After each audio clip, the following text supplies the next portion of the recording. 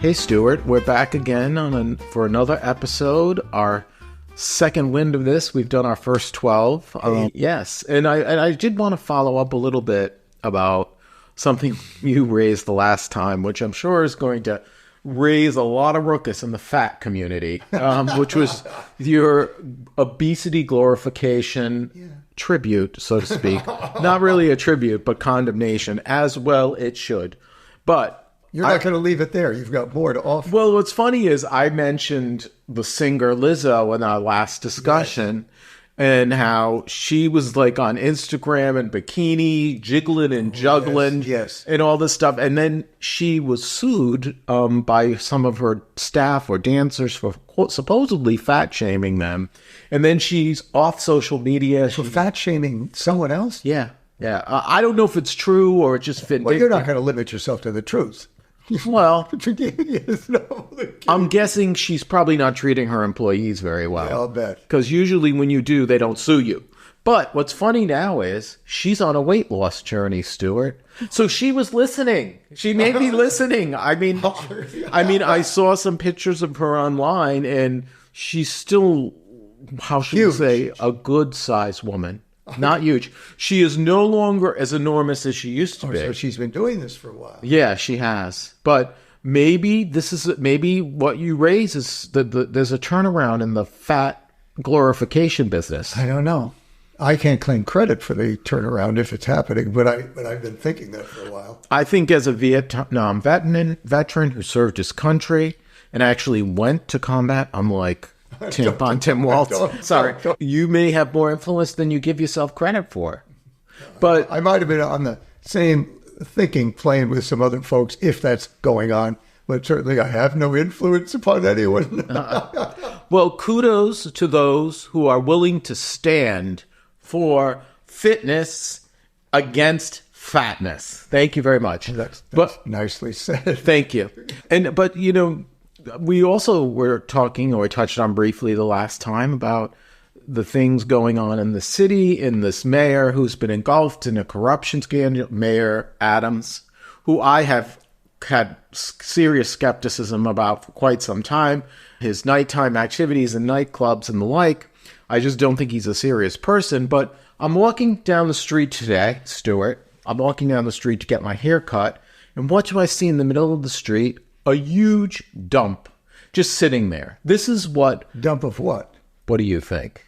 Well, huge strikes the idea. Poopy. It suggests some human when you say something. It was human. Come on now. It must have been. Because dog owners... You're an authority now on poop size. I'm an expert.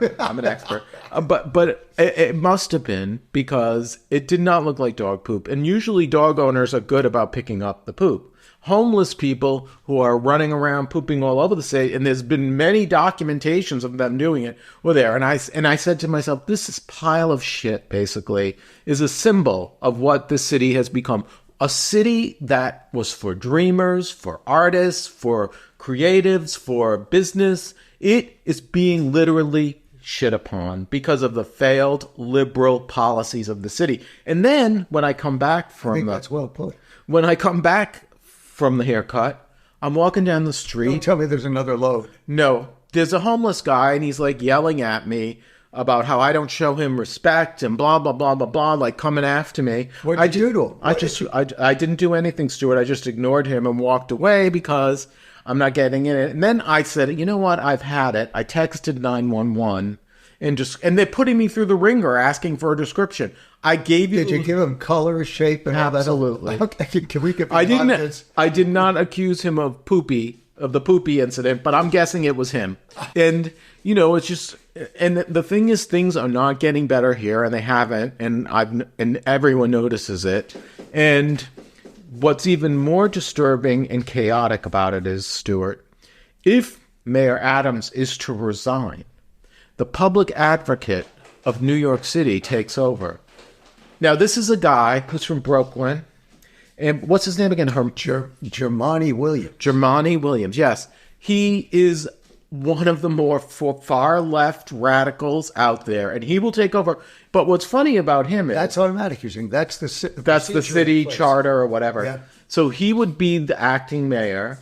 Can you even imagine? No, it's a frightening thing to consider. I am not convinced that Mayor Adams will resign, at least in the immediate future, until such point as he becomes made a target of an investigation, or it's alleged that he's done certain things other than the campaign fund thing. I don't really consider that. Well, you know what? Anything is possible. They did get rid of, shockingly enough, Handy Andy Cuomo, and they went after him. And I think, part of the reasons was that he's a repulsive person, but also I think they didn't want him around because he kept the far radical left at bay for many years, yes. And he prevented a lot of their insanity. Well, and then and they got rid of him, and now they have this hapless fool, Kathy Hochul. Yeah. Well, look, if we have to back to Mayor Adams, let's just say if he resigns, and that result of Jumaane Williams, who is so far left, he's articulatable, by the way, and that would be a very unfortunate situation for New York, a further step down. Yeah, and just one little note about, I have trouble pronouncing his name, but Jumaane, yeah. Just one more little note about him. I call him Jer when I speak with him. Well, he's a jerk. No, yeah. Well, he's also a Baptist, Stuart. So what are you going to say about that? Well, let me finish. So despite his far left radical viewpoints, he's in the past made some very negative comments about homosexuality and homosexuals. And in a city like New York, you would think, he's backtracked now. Oh. But I find it rather interesting that we tolerate liberals who have these homophobic kind of attitudes. Yeah, often in the black community. Yeah, and there was also a reporter on MSNBC, Joy Reid, who was caught making a number of incendiary remarks on the same topic, and then she tried to deny it also and say that her blog was hacked and she didn't do it, when in all truth she did. And the reason she did it is because that's what she truly believes. Yes. And she is obviously lacks integrity. And Jumaane, however you say his damn name, that's it. He similarly is backtracking and flip-flopping because that's what these people do. Well, and I suspect if he thinks the time is getting closer for a resignation, and I don't see that in the cards immediately, but he may start doing more of that to make himself more generally popular. Of course. But anyway, well, if Mayor Adams does end up in prison, you might run across him in your travels. Now I know what you're referring to, but no, I'm not going to run across him. But look, when I hear all this stuff about the disintegration of portions of his management structure, I'm not going to get into the whys of that, but that's clearly what's going on, and I see a further unraveling almost inevitable. But I did start to think about prison. That's what I mentioned it to you yesterday or the day before, and it made me think that I ought to just tell the folks out there a story or two about my prison history. Now, some ears are going up now and saying, we didn't know this about Stu. We really didn't. I heard about Vietnam, but I didn't know about what are you, Johnny Cash now, who went and played in the prisons? Well, in a way, not as famous, not as talented, but there I was.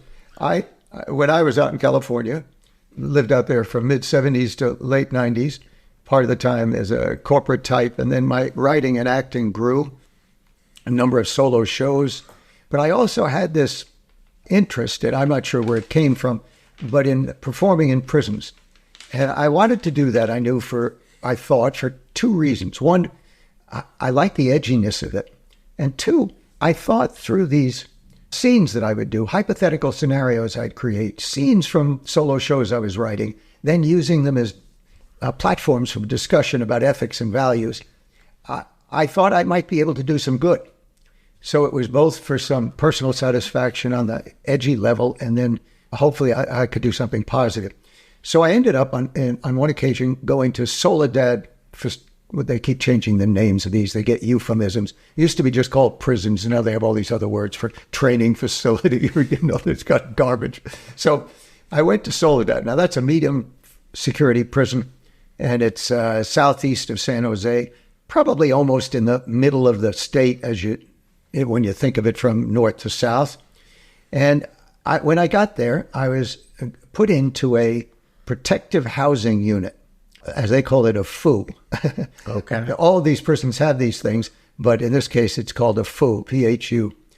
And this was a FOO that was designed to hold those who were vulnerable. And by vulnerable, that category includes, loosely, rapists, child molesters, snitches, political prisoners, and cops to some degree. There may be some other category I've omitted, but that's what I was familiar with. And the reason they call them vulnerable is because these people will get killed in very short order in the general population. There's a code among prisoners that doesn't accept those people. So here I was, and these guys, oh, by the way, I was there that day. Now, for those of you who are too young or who have lost some memory, you remember who Sirhan was. He killed Robert Kennedy when Kennedy was running for the U.S. Senate. Right. Killed out in California in a hotel. In the kitchen, right, of the hotel. It was something like the kitchen or just entering the stage, right on the stage, I think. So anyway, Han was there now. He didn't come to my performance. He didn't choose to. I was really looking forward to just seeing him, just seeing who that person was. He's no longer there. They shifted him around to a bunch of places. I think he's still in prison in California. So I was escorted. Oh, and these guys live in a room over which there's a screen, and a guard walks over 24/7 with a shotgun. That's just the kind of circumstance that they live in. Adjacent to that living area is a small room. In the small room was an oblong table, maybe 10 feet long. 5 or 6 guys are in there. They had been I guess they had chosen to come to the performance. Yeah. They're seated around the table. One guy at the opposite end of the table from where I was standing when I was talking and performing was a guy, and I said to myself, in my own mind, I'm laughing and joking with myself, he, to me, looks like a Jewish banker or lawyer. He's in the wrong place. They've made a big mistake. Okay, so in my own mind, I'm joking. And then to my left was a guy, and there were, I'd say 6, 7 guys around the table. There was a blonde surfer dude, a California type, and I said, my God, what could this young lad have done? It's a big mistake. I'll tell the guards. So I'm joking about that. But I was in my mind wondering, what had these bastards done? They didn't get there by mistake. So I go through my performance, and I asked a guard. Now, normally guards don't want to know much about prisoners. They don't want to do a favor, even a benign favor, for a prisoner, because that prisoner could then turn around and say, that guard let me have this privilege. It violated his code of procedure, and he'd get in trouble. So once you do a favor for someone over there, you got a problem of extortion. That's what goes on with these guys. Right. They're cons for a reason. So I did ask a guard whether he'd tell me something about what were those 2 bastards doing.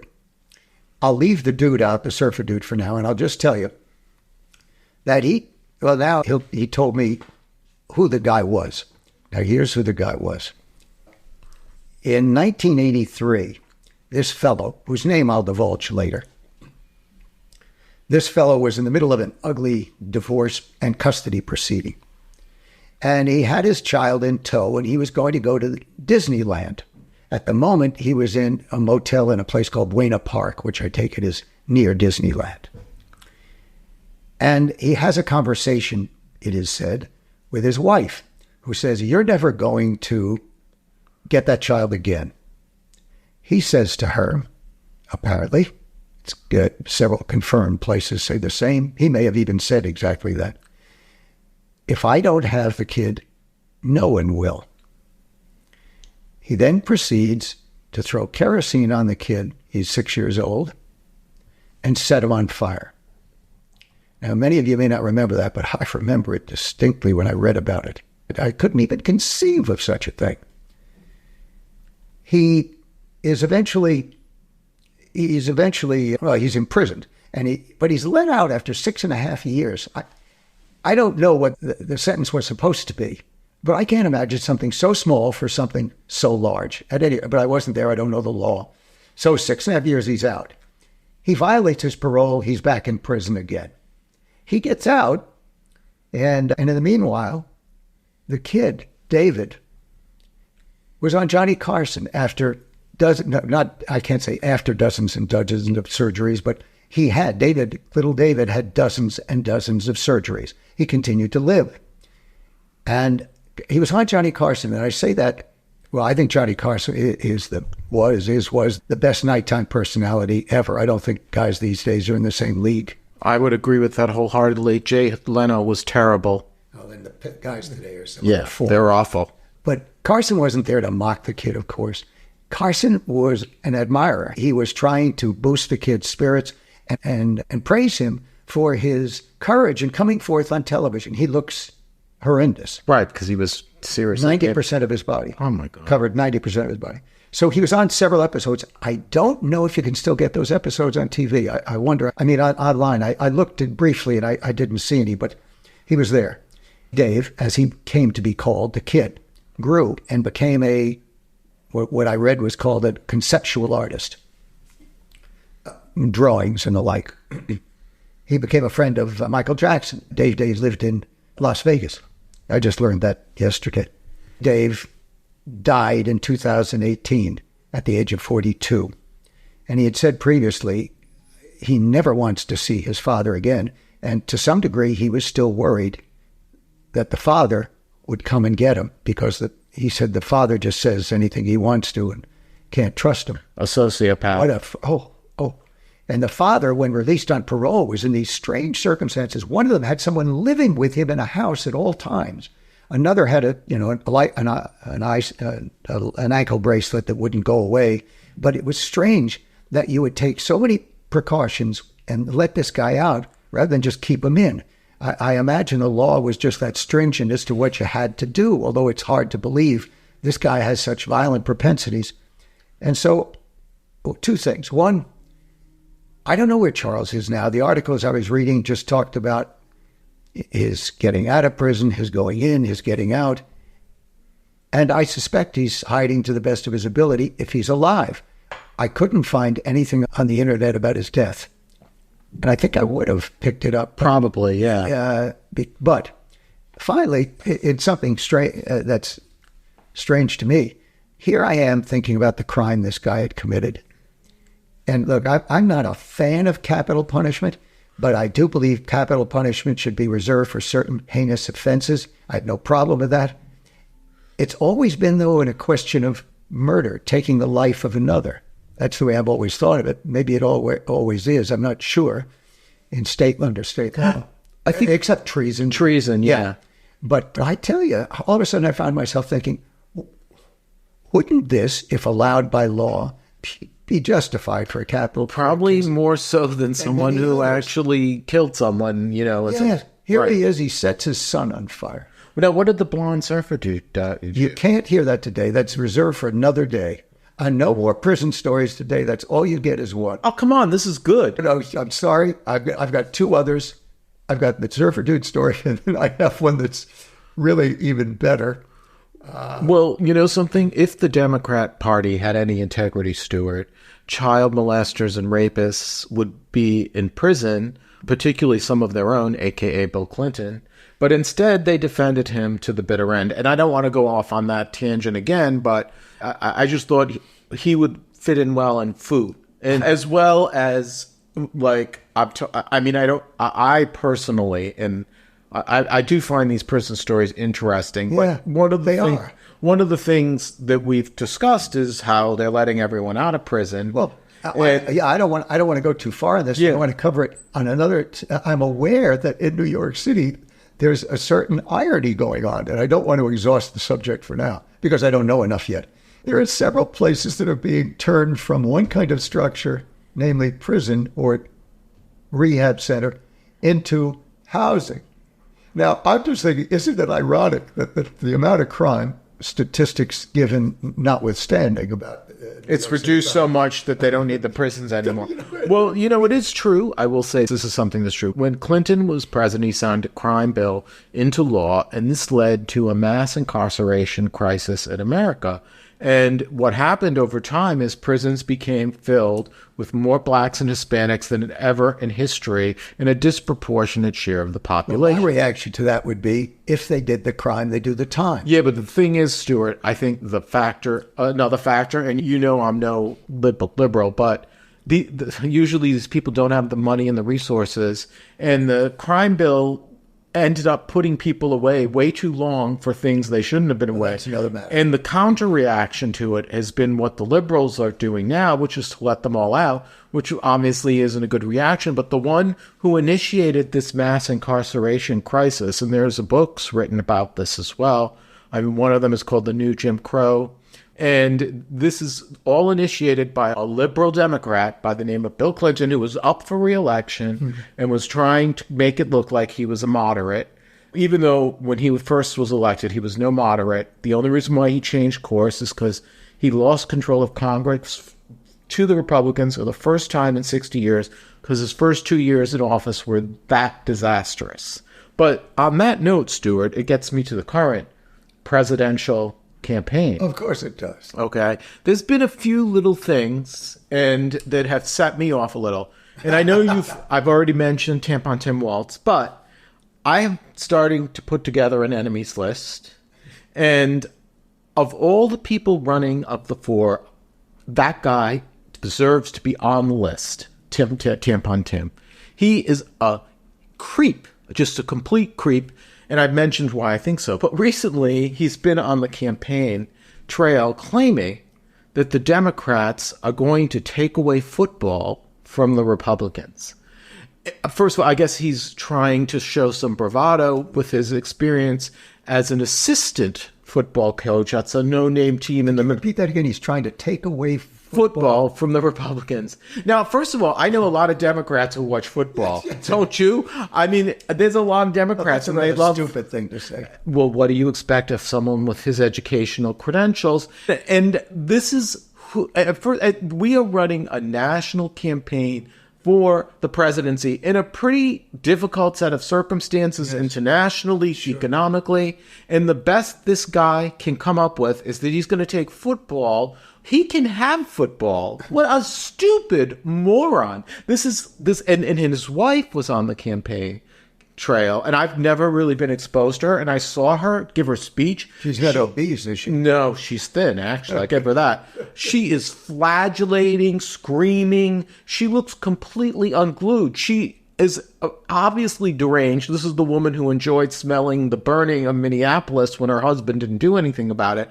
And I'm like, this is an embarrassment to this and a stain on this country that a major political party candidate, Kamala Harris, would choose someone like this, because those two clearly did fall out of a coconut trip. Well, and wife, I don't know if she's deranged, but she, I guess, from what you're seeing, is someone who is not used to being on the political trail in a real way. Well, it's more than that, Stuart. It's not a lack of experience. It's a lack of decorum, measure, and temperament. She's insane. And I mean, she comes off as insane to me. She makes the Trump people look like, rational human beings. I mean, seriously. And then there was another thing about the Waltzes that occurred, which is they have a son. He's 17 years old. His name is Gus. And he was exposed at the convention, and he cried and carried on. And a lot of people online attacked the son. Now, the son... Attacked the son? Yeah, they made fun. For what reason? Well, because it was a little bit of a spectacle. And, I mean, I'm not saying they should have done that, but... And also now... Do you mean they focused on... Yeah. Oh. Which is mean-spirited. Well, no, I meant... no, I was thinking it's a private moment, or I take it it's an honest reaction he felt. Right. Hit. But I wonder, so the news people, though, I meant cameras and all, were they playing up this scene? They were playing it up, but it was commentators online, conservative commentators. Oh, that's not... No, it isn't. And the kid is apparently what you call neurodivergent, which back in our days, they're the ones who went on the yellow buffs, the special yellow buffs. Oh, okay. So at the end of the day, it's kind of sickening, and there was a lot of condemnation of the people who were making fun of this poor kid. And I would generally agree with that, except one thing, Stuart. Why is it not okay to attack Tim Walz's neurodivergent son, but it's okay to abuse and harass the Bush daughters, which happened when George Bush was president? They went after those kids nonstop. And truthfully, both of them have turned out very well in life. Certainly a lot better than all those horrible Kennedys. And my reaction is, I don't remember exactly what they were doing. They would one of them got arrested for having a fake ID and getting liquor, which every kid is. And they were just constantly criticizing them in the media. This one. And and look, when Barron Trump, who is not even above 18, there was all this talk about him and whether he was autistic and all this stuff. Really? Yeah. So it's okay to go after Republican children, but it's not okay to go after Gus. But I think the biggest problem is not the poor little kid with whatever problems he has. It's his neurodivergent parents. Gwen is so... I mean, she went to some place called Gustus Adolphus College. No wonder why she's so unglued and stupid. Oh, come on now. I've heard of that thing. I don't know if that isn't one of those places that studies the great books, or that's the one in Maryland. No, I don't think it's not St. John. I think that's the one you're talking about. It was some no-name shit school in the middle of nowhere for people who couldn't get into better places in both. Or maybe didn't have the money or didn't have, I don't know about, You know what? I don't make excuses. There's such a thing as financial aid. And they do give financial aid to people from underprivileged. But if you're dumb, like Tim Walz and his wife, you would not get financial aid. But I only bring this up because, as I said from the beginning, they can have football. Now, he also had, and this is a stain on Kamala Harris, and it might explain why her little routine of pretending to be a moderate is not working, because, she is flipping and flopping all over the place to run away from her past record. And recently, or was it yesterday, the Teamsters are not putting out an endorsement. Usually they endorse the Democrats because the work and file of their membership wanted to vote for Trump. And that should tell you something. The media has been playing up her ascendancy and her stellar debate performance. Her debate performance was only stellar when you compare it to who she was up against. She presented no platform, no policies. She was a bunch of platitudes. She's not up ready for the job. She obviously doesn't know much about policy, or she's lying about it. And she hasn't really done any substantive. Or she thought this was the best game plan, right, for the debate. Well, I would prefer to hear what she wants to do. Second of all, she's, of course, not really doing substantive interviews. She's doing one with Oprah, though. Didn't know that. Yeah, and I'm sure Oprah, who's endorsed her and spoken to, is that's the kind of campaign she's running. And then finally, we've had another assassination attempt on Trump, and Trump is now trying to turn it around. Yeah. The Democrats have created this atmosphere. Yeah, it's their fault, he said. Yeah. But you know what? He's kind of got a point, but he also has inflamed the... He is the one who underlies the rising tensions we've had in the last 7 years or almost. His whole game is to antagonize his enemies and make them crazy. Divide the country. I mean, that's his process. So he shouldn't cry when some of these guys come out of the woodwork, out of Appalachia, wherever they come from, with their guns. I mean... Right, I think this guy was from Hawaii or something. Yeah. I mean, he looked like... It's a very interesting story. I want to hear more about it as the facts unfold. Yeah. It's a little... All we hear about now, or at least when I turn on the news, is...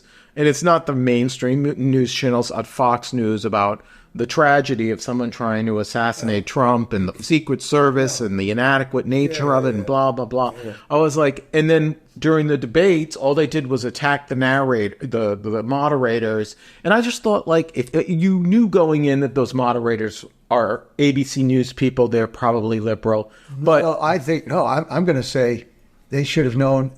I think David Muir is the best. Is not only the best moderator. I think he showed that the other night, but by trying to contain things with certain factual assertions. But when I watch him. If I watch nightly news on TV, it's David Muir. I like the way he presents information. It's crisp. It's researched. I don't think he takes, quote, liberal positions or any other position. Well, I don't really watch the nightly news because I can't evaluate. But all I can say is if Donald Trump is tripped off by a bunch of news reporters, I can only imagine what Putin and Iran will do to him. Yeah.